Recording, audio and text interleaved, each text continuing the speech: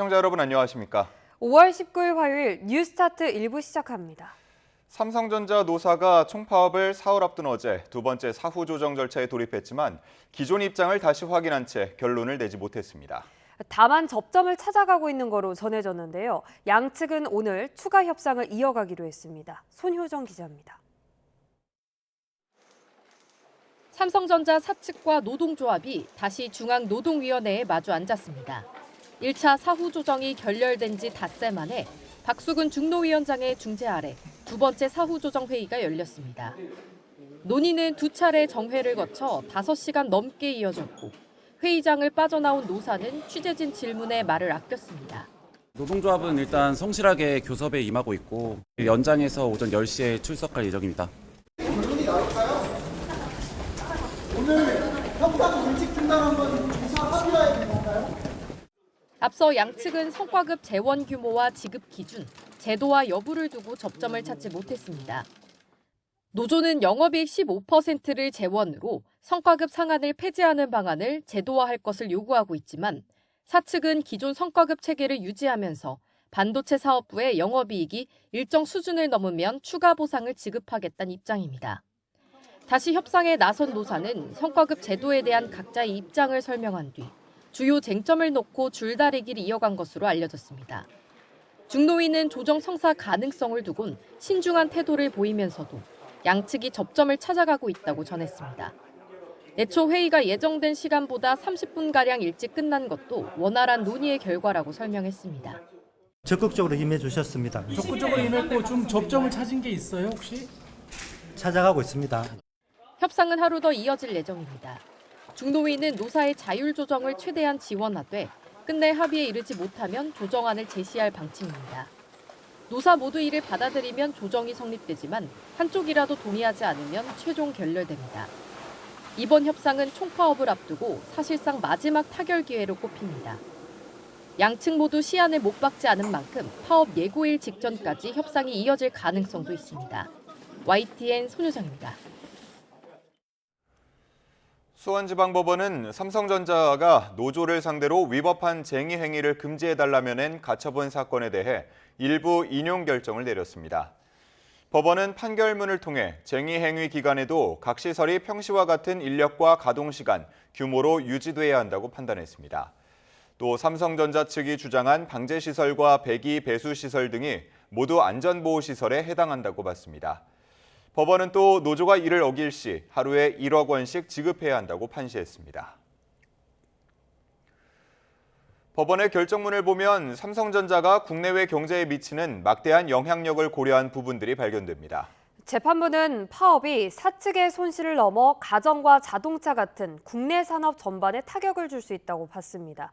이어서 이현정 기자가 보도합니다. 법원은 노조의 불법 쟁의 행위를 금지해달라는 삼성전자 측의 가처분 신청을 상당 부분 인용하면서 회복할 수 없는 중대한 손해를 언급했습니다. 재판부는 먼저 반도체 공정이 24시간 연속 운전을 전제로 설계됐다는 점을 고려했습니다. 일시적인 가동 중단조차 수율 저하와 웨이퍼 손실 같은 직접적인 손실을 초래할 수 있다는 겁니다.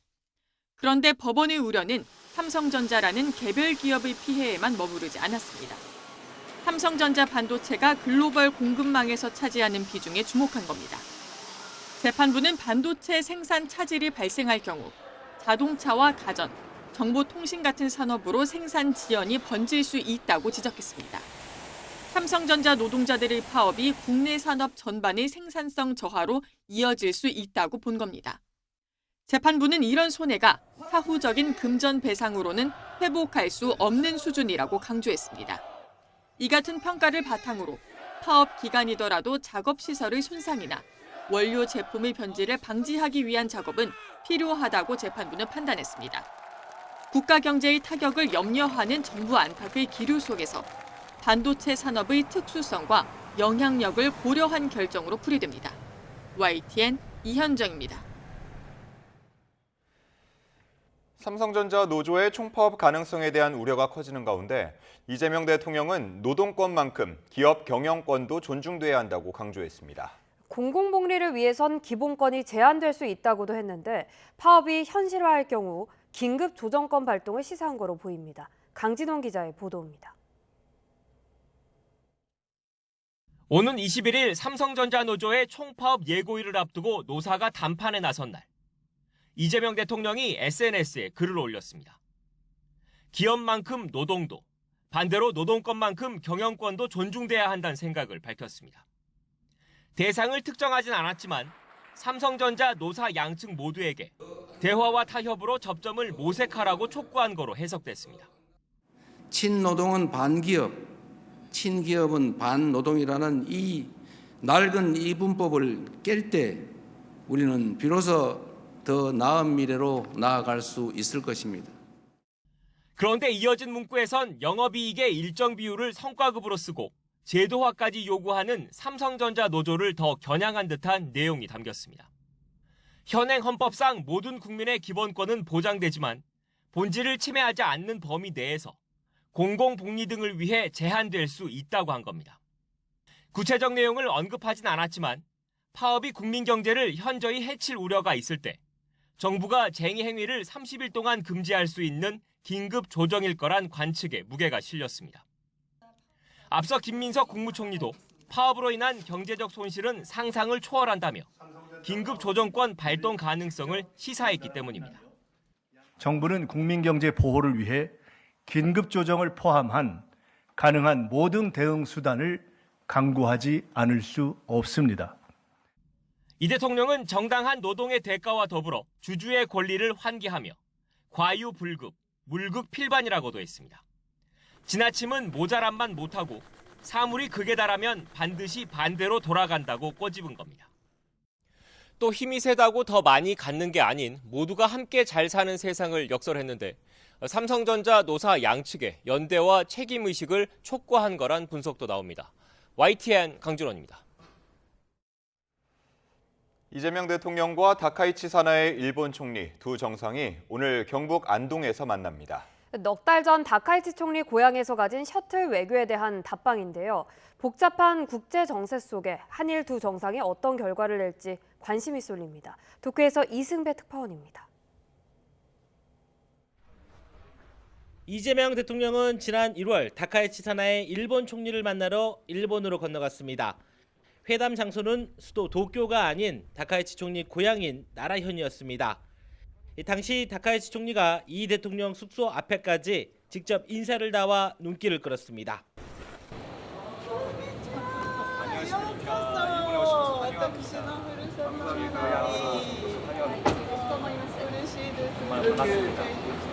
벽을 깨가지고 환영해 주시면 저희가 온 바를 모르겠습니다. 그리고 넉 달 만에 두 정상이 다시 만납니다. 이번엔 다카이치 총리가 한국으로 갑니다. 답방 차원 셔틀 외교인 만큼 서울을 벗어나 이 대통령 고향인 경북 안동으로 향합니다. 지난 1월 그날처럼 정상회담이 열리는 호텔 입구에 이 대통령이 직접 나가 다카이치 총리를 맞을 예정입니다.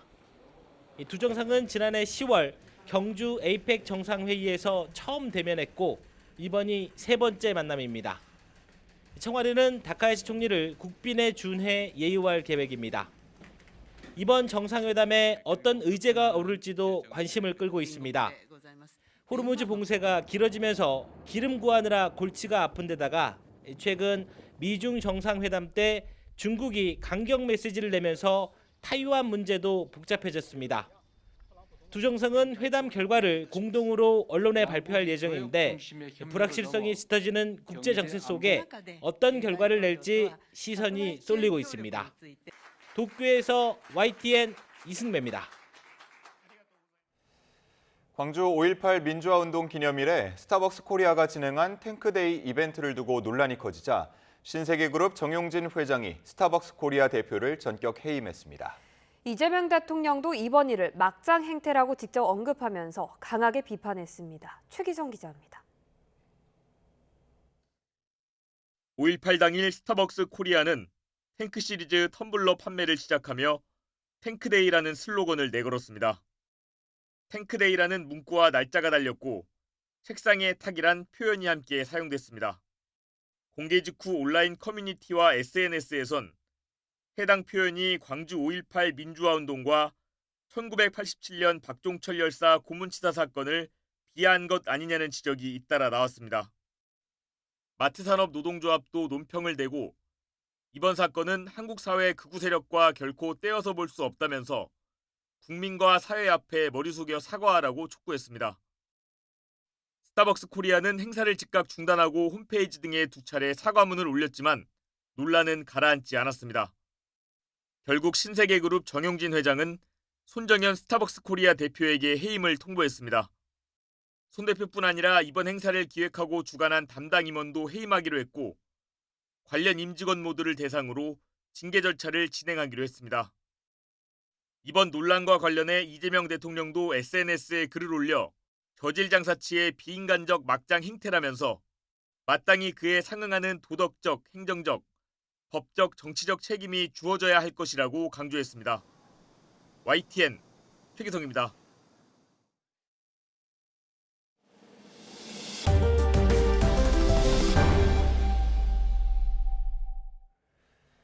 탄약을 실은 미 수송기 수십 대가 이스라엘에 착륙했다는 소식이 전해지면서 이란과의 전쟁 재개가 임박한 것 아니냐는 추측이 나옵니다. 불안감이 감도는 상황 속에 이란은 중재국 파키스탄을 통해 미국과 종전안을 논의 중이라고 밝히면서 국명 전환에 나섰습니다. 아랍에미리트 두바이에서 양희력 특파원의 보도입니다.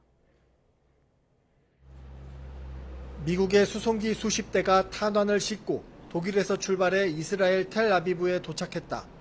알자지라가 이란 언론을 인용해 보도한 내용입니다. 이를 두고 이스라엘 방송인은 이란 전쟁 재개를 위한 준비의 일환이라고 소개했다고 덧붙였습니다. 현지 시각 지난 일요일 트럼프 미 대통령이 네타냐후 이스라엘 총리와 이란 문제를 놓고 논의했다는 언론 보도 뒤 이스라엘 공영방송 칸은 익명의 안보 관계자를 인용해 이스라엘이 미국의 새로운 공습에 동참하고 이란의 에너지 기반 시설을 목표로 삼을 것이라고 전했다고 알자지라는 소개했습니다. 트럼프 대통령도 시간이 촉박하다며 압박해 전쟁 재개가 임박한 것 아니냐는 관측이 나오자 이란은 종전협상이 진행 중이라고 진화에 들어갔습니다. 이란 외무부 대변인은 기자간담회에서 지난주 중재국 파키스탄을 통해 미국 측이 수정사항을 전달했다고 언급했습니다. مواجه شدیم که در این چند روز بررسی شد و همونطور که دیروز اعلام شد متقابلا نقطه نظرات ما به طرف آمریکایی منعکس شده. 미국이 이란의 14개 항 제안을 공개 거부한 뒤에도 종전협상을 위한 의견 교환은 계속됐다는 겁니다. 페제시키안 이란 대통령도 종전협상과 관련해 대화하지 않겠다고 말하는 것은 비논리적이라며 품위를 지키면서 협상하고 국가의 권리를 수호하겠다고 밝혔습니다. 전쟁 재개가 곧 현실화할 수 있다는 징후가 쌓이자 이란은 협상 진행 중이란 카드를 꺼내며 분위기 전환에 나섰습니다. 하지만 우라늄 농축 권리에 대해선 협상 대상이 아니라고 일축하고 있어서 종전협상은 여전히 쉽지 않은 모양새입니다. 아랍에미리트 두바이에서 YTN 양일혁입니다. 이란 정부가 기존 종전안에 대한 미국의 답변을 받은 뒤 수정된 새 협상안을 전달했습니다. 미국이 이란의 요구를 일부 수용했다는 소식과 새 종전안이 불충분하다고 판단했다는 보도가 엇갈리고 있습니다. 런던 조수현 특파원입니다. 이란 정부는 17일 밤 중재국인 파키스탄을 통해 미국 측에 수정된 종전안을 전달했습니다. 14개 조항으로 된 이전 제안에 대해 미국 측의 답변을 받은 뒤 일부 내용을 수정해 14개 항의 새 협상안을 다시 전달한 겁니다. بنابراین روند از طریق میانجی پاکستانی ادامه داره. اون چیزی که 이란 타스님 뉴스는 대미 협상 소식통을 인용해 새 제안은 종전과 미국 측이 해야 하는 신뢰 구축 조치에 집중됐다고 전했습니다. 또 미국이 협상 기간 이란에 대한 원유 수출 제재를 유예하는 조건에 동의했다고 보도했습니다. 로이터 통신은 이란 고위 소식통을 인용해 이란의 최신 종전안이 호르무즈 해협 재개와 미국의 해상 봉쇄 해제에 또다시 초점을 맞췄다고 전했습니다. 이 소식통은 가장 어려운 쟁점인 우라늄 농축 문제는 추후 협상으로 미뤄졌다고 말했습니다.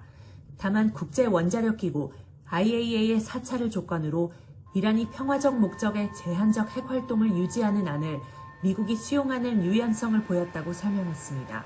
하지만 미국 매체 악시오스는 백악관은 이란의 최신 종전안이 합의하기에 충분치 않다는 판단을 하고 있다고 보도했습니다. 미 정부 고위 당국자는 이란이 보내온 수정안을 의미 있는 진전으로 보기 어렵다고 평가했습니다. 핵무기 개발을 추구하지 않겠다는 언급은 더 많이 포함됐지만 우라늄 농축 중단이나 기존 고농축 우라늄 비축량 인도에 대한 구체적인 약속은 없다는 겁니다. 또 이란의 상응 조치가 없는 상황에서 미국이 원유 수출 제재를 완화해 줄 수는 없다며 타스님 뉴스 보도를 일축했습니다. 협상이 교착 상태를 벗어나지 못하면서 트럼프 대통령은 이란에 대한 공격 재개 여부를 검토하고 있어 미국과 이스라엘이 공동으로 공습에 나설 가능성도 여전합니다. 런던에서 YTN 조수연입니다. 호르무즈 해협 부근에서 발생한 우리 선박 HMM 나무호 피격 사건에 대해 그동안 관련성을 부인하거나 입장 표명을 피해오던 이란 정부가 위장작전 가능성을 제기했습니다. 그렇지만 제3국의 공격을 의심할 만한 근거를 제시하진 못했습니다. 신호 기자의 보도입니다. 이란 외무부 대변인이 진행하는 매주 월요일 정례 브리핑. 이란 ISNA 통신 기자가 HMM 나무호 피격 사건과 관련한 한국 외교부 장관과 이란 외무부 장관의 통화 내용을 물었습니다. 에스마일 바가이 대변인은 어떤 행위자가 이 일을 저질렀는지 의문이라며 다른 사건과 마찬가지로 이번 사건을 조사하고 있다고 밝혔습니다. 그러면서 영내 일부 세력이 지역의 불안정을 키우기 위해 어떤 조치도 서슴지 않는다는 점을 알아야 한다면서 가짜 깃발 작전 가능성을 과소평가해선 안 된다고 주장했습니다. 가짜 깃발 작전은 공격 주체가 자신을 숨긴 채 적대국이나 제3국 소행처럼 꾸미는 위장 전술을 말합니다. 피격 사건 발생 2주가 지나서 이란 외무부가 제3자의 공격 가능성을 제기한 건데 위장 공격을 의심할 만한 근거를 제시하지는 못했습니다. 이란 정부는 그동안 나무호 피격과 이란군의 연관성에 대한 입장 표명을 피해왔습니다. 지난 6일 주한 이란 대사관만 이란 군대 개입 의혹을 전면 부인한다고 밝혔습니다. 17일 양국 외교장관 통화에서도 우리 정부는 이란 정부의 입장을 요구했지만 딴소리만 들었습니다. 아라그치 장관은 중동 지역의 불안정이 미국과 이스라엘의 잘못이기 때문에 국제사회가 책임을 물어야 한다며 답변을 피하는 모습을 보였습니다. 우리 정부는 아랍에미리트 두바이에 기술 분석팀을 파견해 나무호를 타격한 비행체 잔해와 선체를 집중적으로 조사하고 있습니다. YTN 신호입니다.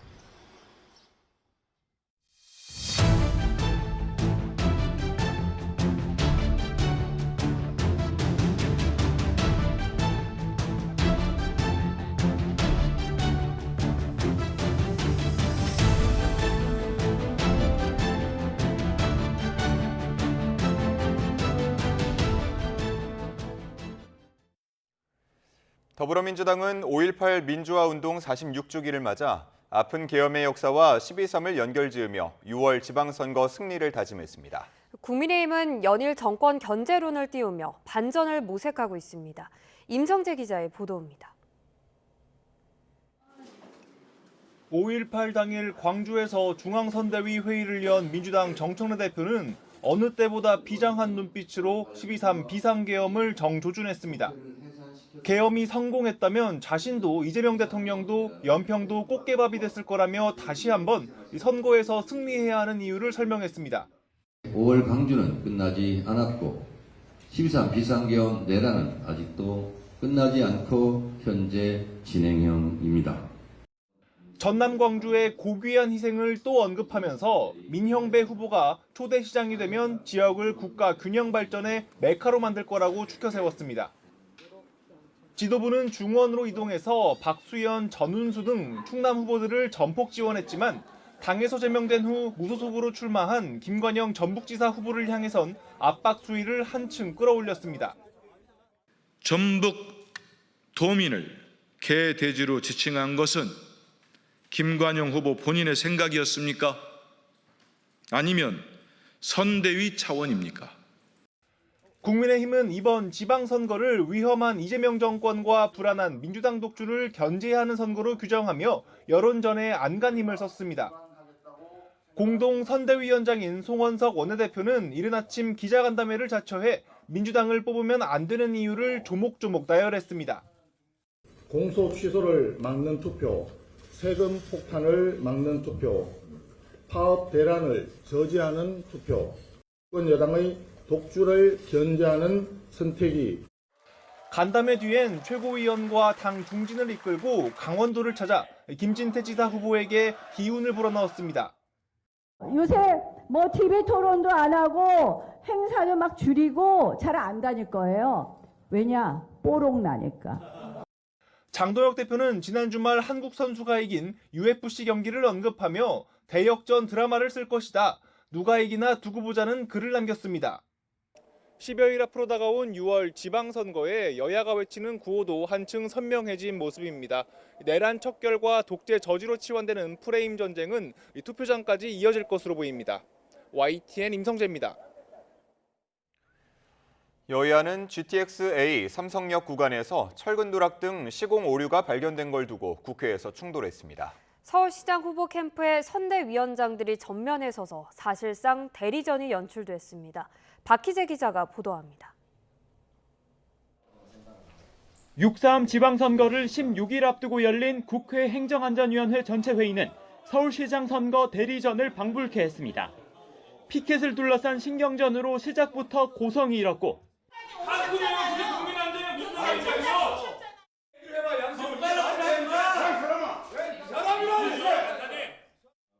삼성역 GTX-A 노선의 철근 누락 공방으로 여야는 정면 충돌했습니다.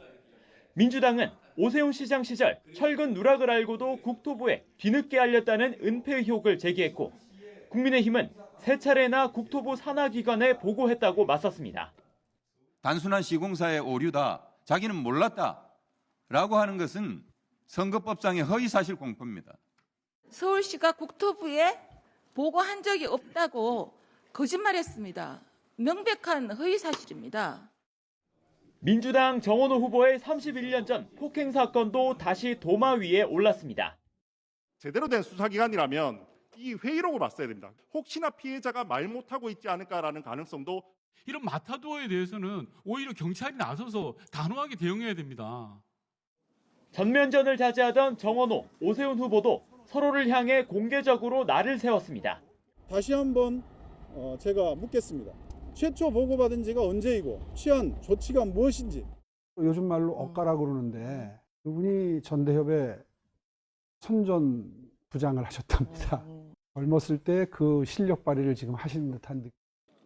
둘은 나란히 청년층 공약을 냈는데 정 후보는 청년 월세 지원 대상을 매년 5만 명으로 늘리는 공약을, 오 후보는 2030년까지 연평균 98만 5천 개의 일자리를 만들겠다고 약속했습니다.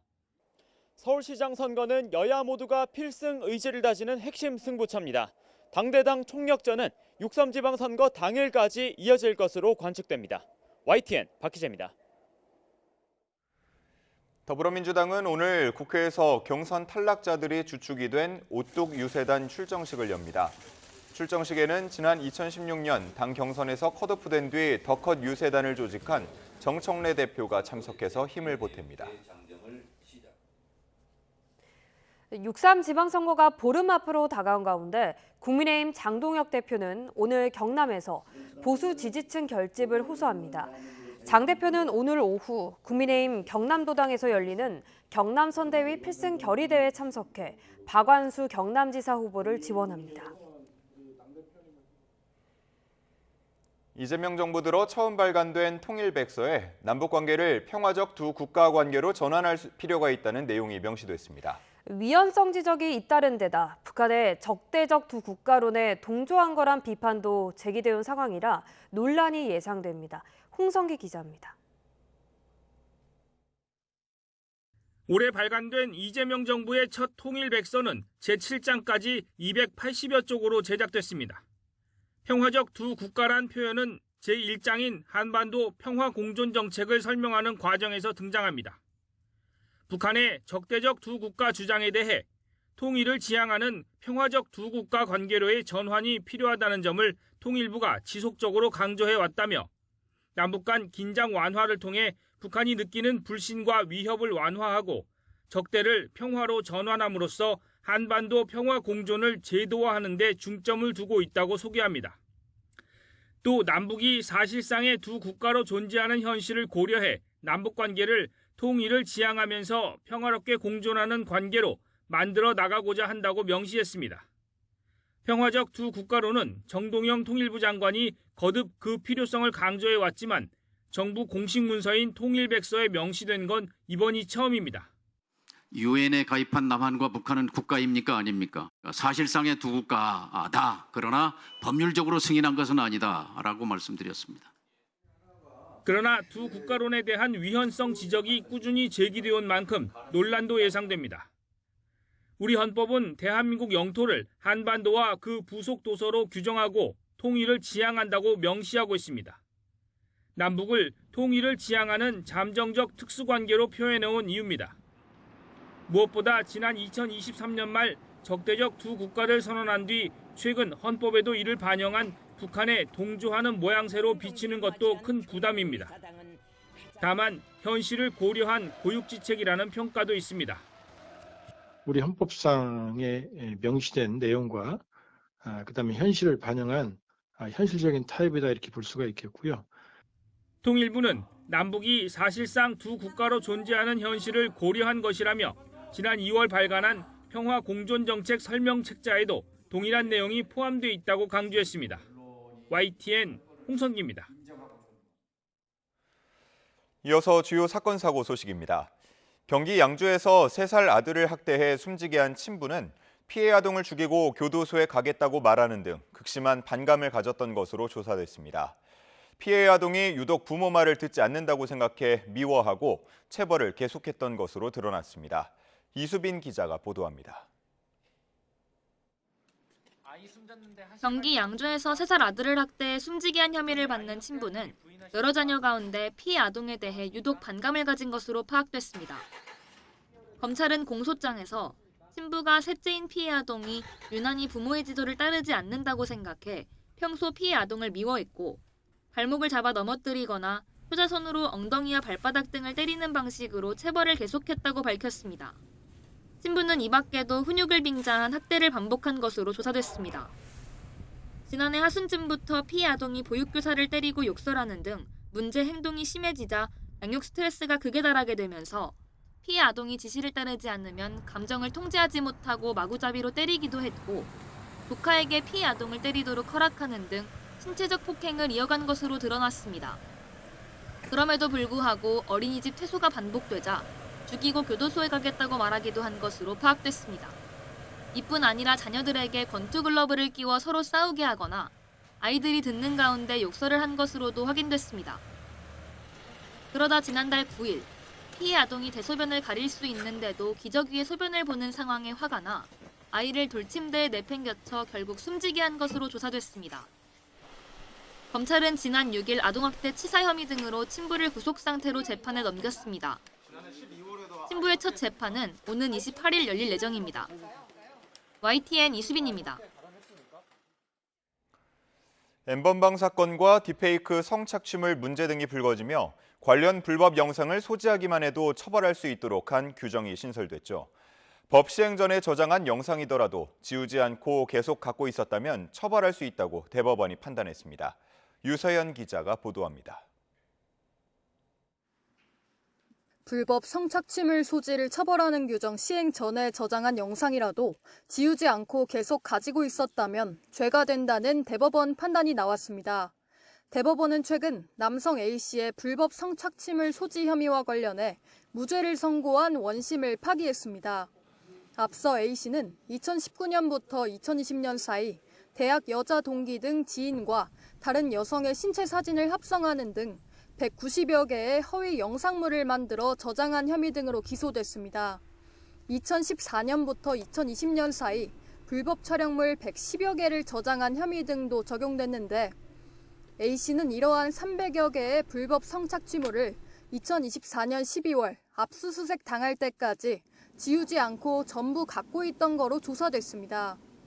불법 촬영물과 허위 영상물 소지를 처벌하는 규정은 각각 2020년 5월과 2024년 10월에 시행돼 A씨가 처벌 대상에 해당하는지가 쟁점이 됐습니다. 원심은 불법 영상을 계속 소지하기 위한 별도 행위 없이 갖고 있던 것만으로 처벌할 수는 없다며 A씨의 소지 혐의에 대해 무죄를 선고했습니다. 하지만 대법원은 여기에 법리를 오해한 잘못이 있다고 봤습니다. 불법 성착취물 소지죄는 소지를 시작한 때부터 삭제 등이 이루어질 때까지 하나의 죄로 평가되는 이른바 계속범이라고 봤습니다.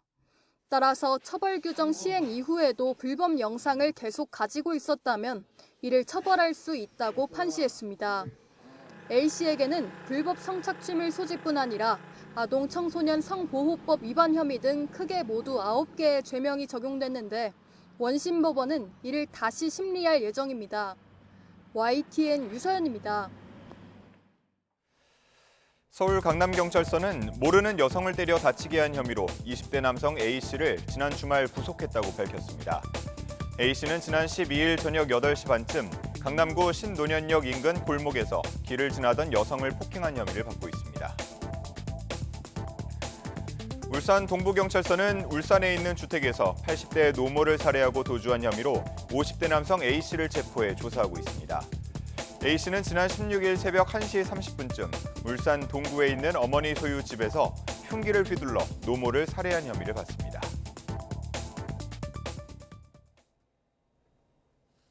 YTN은 예방 가능한 죽음, 자살을 막기 위해서 우리 공동체가 나아가야 할 방향을 짚어보는 기획보도를 전해드리고 있습니다. 충동적으로 자살을 결정하고 실제 행동에 옮기기까지 평균 15분도 걸리지 않는다고 합니다. 이 찰나의 순간에 누군가 말만 걸어줘도 충동에서 벗어나는 데 큰 도움이 되는데요. 용기를 내서 소중한 생명을 지킨 시민들을 윤혜리 기자가 만나봤습니다. 아파트 베란다 난간에 한 남성이 위태롭게 매달려 있습니다. 남성의 손을 꼭 붙잡아 구조대가 올 때까지 함께 버텨준 건 우연히 자살 시도를 목격한 한 여성이었습니다. 처음엔 세상을 떠날 생각이었지만 누군가 자신을 발견해줄 때까지 홀로 버틴 남성은 구조된 뒤 감사의 인사를 전했습니다. 할아버지께서 고맙다고, 맞아서 고맙고 손잡아줘서 너무 고맙다고 하시는데 더 이상의 말이 필요가 없었어요. 내가 왜 이런 행동을 했었던가라고 후회하는 것처럼 저는 느껴졌었어요. 환한데 낮 인천대교 난간 위에 위태롭게 서 있는 여성을 보고 한 남성이 황급히 달려갑니다. 난간 안쪽으로 끌어올려진 여성은 그제야 안도감을 느끼고 다리에 힘이 풀린 듯 주저앉습니다. 괜찮으세요? 제가 구조해드릴까요? 했더니 부들부들 떨고 있었던 여성분이 네라고 대답하셨고요. 그 자리에 있을 때 후회를 하시는 것 같았고요. 세상을 등지려다 멈칫 망설이던 순간 주변의 도움을 받아 극적으로 구조된 사례들입니다. 전문가들은 고립감에 매몰돼 주변의 도움을 청할 생각조차 하지 못하고 충동적으로 자살을 결정하는 시간은 고작 15분 안팎이라고 말합니다.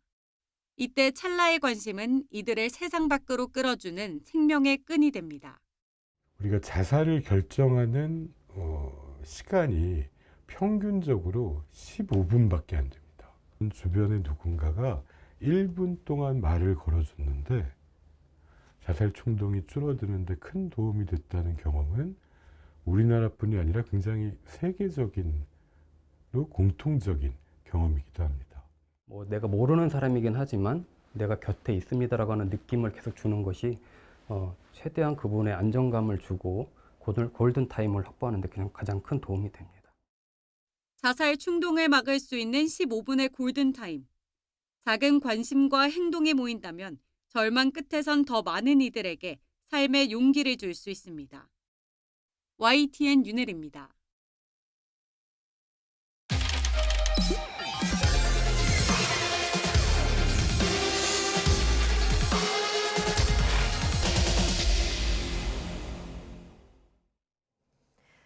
일반인이 인공지능만을 활용해 변호사를 상대로 승소한 사례, 앞서 YTN에서 전해드렸는데요. 앞으로 법률 서비스의 문턱이 낮아지는 신호탄이 될 수 있다는 기대 섞인 전망도 나오지만 기술이 대신할 수 없는 전문가의 영역이 여전하다는 신중론도 적지 않습니다. 이준엽 기자가 따져봤습니다. 인공지능을 활용한 나홀로 소송에서 변호사를 상대로 승소한 박장호 씨는 사실 여러 차례 법률 대응을 해본 경험이 있습니다. 하지만 변호사를 선임했을 때와 비교하면 인공지능이 훨씬 편리했다고 말합니다. 생소한 절차에도 인공지능의 신속한 조력과 친절한 해설 덕분에 고비를 넘기기도 했습니다.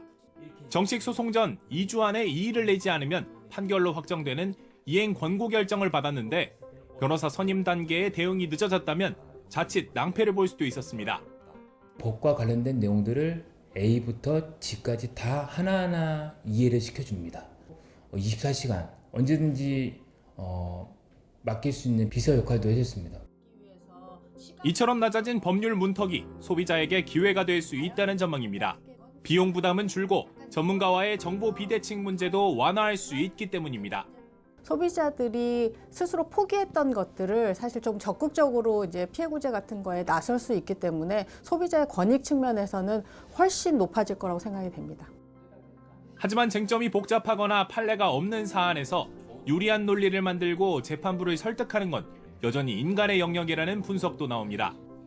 무엇보다 인공지능은 결과에 책임을 지지 않아서 잘못된 조언으로 패소하더라도 그 피해는 오롯이 당사자의 몫이 됩니다. 같은 소송이라도 언제 증거 자료를 내고 그리고 어떻게 입증하는지에 따라서 결론이 달라질 수가 있거든요. 재판부 성향이라든지 현재 여론이라든지 언론이 바라보는 시점이라든지 여기에 인공지능 활용 숙련도에 따라 재판 결과가 갈리는 새로운 불평등에 대한 우려도 제기됩니다. 취약계층을 위한 교육 등 공공의 역할이 뒷받침돼야 한다는 지적이 나오는 이유입니다. AI를 오용해서 사용을 하거나 아니면 남용해서 활용을 하거나 하는 것들을 좀 방지를 하면서 극복할 수 있는 이제 공공 서비스를 좀 제공을 해야 하지 않을까. 결국 인공지능의 도움을 받을 수 있는 영역과 인간 전문가의 책임이 필요한 영역을 어떻게 정립할지가 큰 숙제가 될 전망입니다. YTN 이준엽입니다. 아프리카 콩고민주공화국과 우간다에서 에볼라 관련 사망자가 100명이 넘어서면서 확산 우려가 커지고 있습니다. 세계보건기구 WHO는 국제적 공중보건 비상사태를 선포했고 주변국들은 국격을 폐쇄하는 등 아프리카 대륙 전체에 다시 감염병 비상이 걸렸습니다. 한상욱 기자입니다.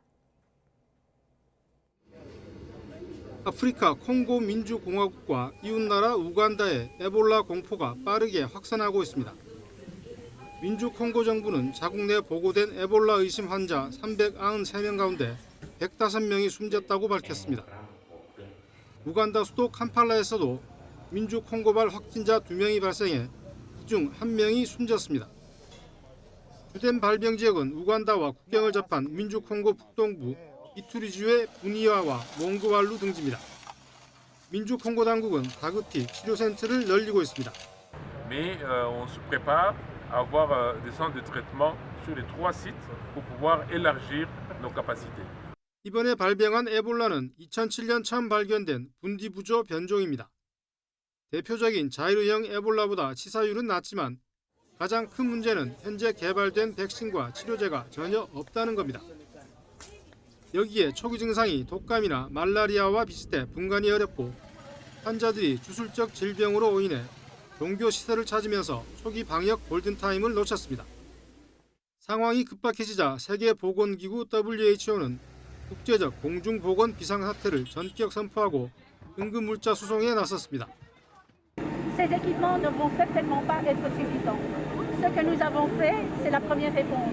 Nous avons vidé notre stock de Kinshasa et nous l'avons amené ici. 주변국들은 빗장을 걸어 잠그기 시작했습니다. 우간다 정부는 매년 콩고 순례객 수천 명이 모이는 국가적 행사인 순교자의 날을 무기한 연기했습니다. 루안다는 민주 콩고와의 육로 국경을 전면 폐쇄했고 부룬디와 탄자니아 등도 국경 검역을 최고 수준으로 끌어올렸습니다. YTN 한상욱입니다.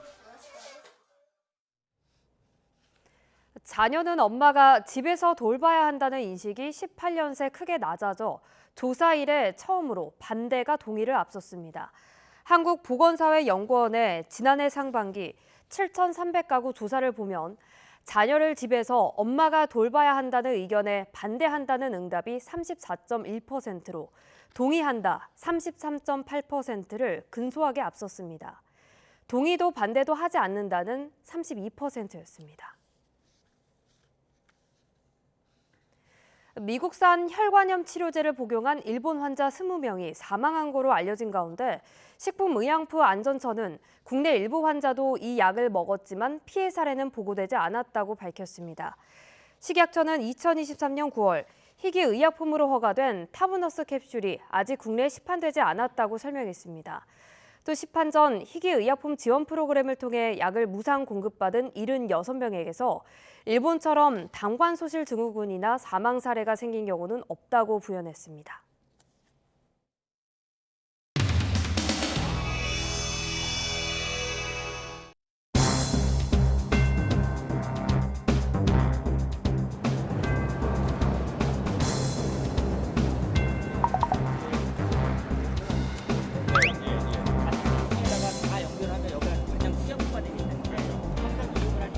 그러니까 강도로 치면 반으로 강도 자체가 철근의 강도 자체가 반만 지금 저희는 철근이 반만 들어갔다는 거 아닙니까? 안에 들어가야 될 철근이 반만 들어갔으니 밖에다가 지금 보강을 둘러서 철근 강판을 둘러서 보강하겠다 이런 계획이잖아요. 그거 지금 철근 양보다 2배 이상의 그러니까 그게 이제 밖에 있는 것과 안에 있는 것은 다른 의미잖아요. 네, 뭐 의미는 다른데 실질적으로는 역학적으로는 같은 의미를 가지고 네, 알겠습니다. 그야말로 부실공사 그 자체입니다. 이렇게 중대한 화재가 발생했는데 그 문제에 대해서 서울시 책임이 없다, 시장 책임이 없다라고 말하는 것, 그것이 바로 서울시장의 무책임한 오세훈 후보의 무책임한 안전 불감증입니다.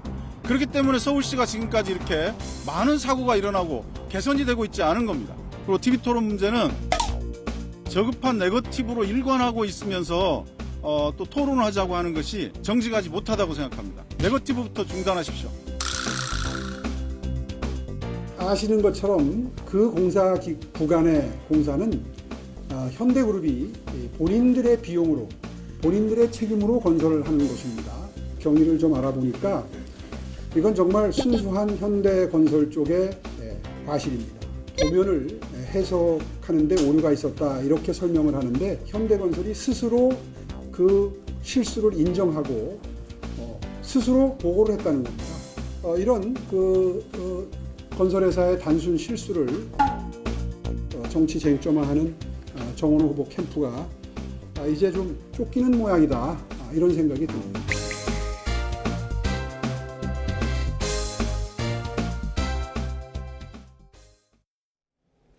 오늘도 30도 안팎의 더위가 계속되겠습니다. 어제만큼은 아니지만 서울 한낮 기온이 27도로 여전히 예년 기온의 3도 정도 웃돌겠고요. 대구도 31도까지 올라 예년보다 높겠습니다. 갑작스럽게 찾아온 더위에 온열질환 피해도 잇따르고 있는 만큼 건강관리에 각별한 주의가 필요하겠습니다. 오늘 하늘에는 구름이 많이 끼겠지만 구름 사이로 볕이 강하겠습니다. 낮 동안 자외선 지수가 높게 오르겠고요. 오존 농도도 짙겠습니다. 야외 활동하신다면 자외선 차단과 함께 호흡기 관리에도 유의하셔야겠습니다. 자세한 지역별 현재 기온도 살펴보겠습니다. 이 시각 서울의 기온이 20.4도, 청주 18.7도, 울산은 18.6도 가리키고 있고요.